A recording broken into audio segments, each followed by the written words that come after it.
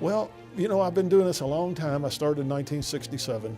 The Mason Lankford Fire Service Leadership Award for this year I love what I'm doing. I've really never done much of anything else.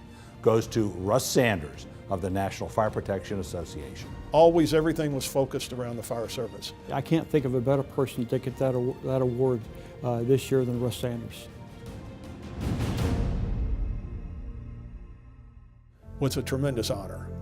In my mind, I've always considered it the top leadership award in the country for the fire service. It's humbling, certainly, but what means most to me is the fact that people I greatly respect, who have been my mentors, the leaders in the fire service, what I consider the real leaders, they supported me for this. Russ Sanders is a former fire chief and a longtime representative of the National Fire Protection Association, working effortlessly to make sure that the right things are being done to advance the cause of fire protection. Most of the work that Russ has done has been accomplished by bringing other people together to coalesce and provide outcomes on some very important issues. And he's done it for a long time, many, many years.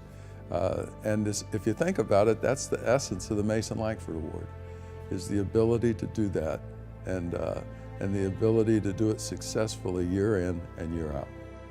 Mason Lankford was a Fort Worth, Texas firefighter who embodied the passion of getting people together to do things. And he was probably the most influential person we've ever had in the organization in any capacity, because it was Mason Lankford who convinced Speaker of the House at the time, Jim Wright, that he really needed to support this Congressional Fire Services Institute idea. There is no question in my mind, if you look at Mason Lankford and his legacy and what he laid down, Russ fits that pattern almost to a perfect T.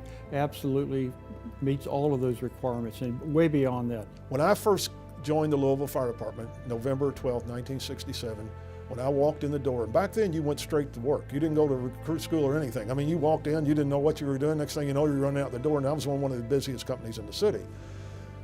My company commander, Captain John Ridge, when he walked in the door, I knew he was in charge. I knew it. There was no doubt. He had that command presence. I mean, I came in at 18 years old and just had turned 18.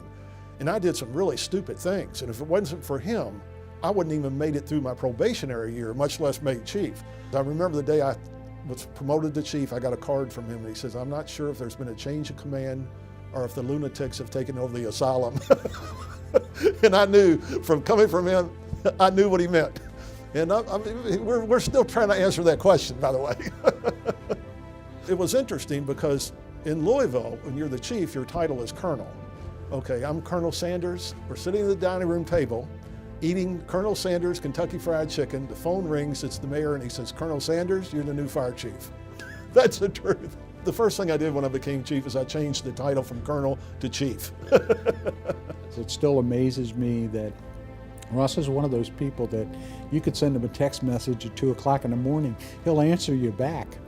You know, you never know what country he's in because he's in such demand and he's involved in so many things.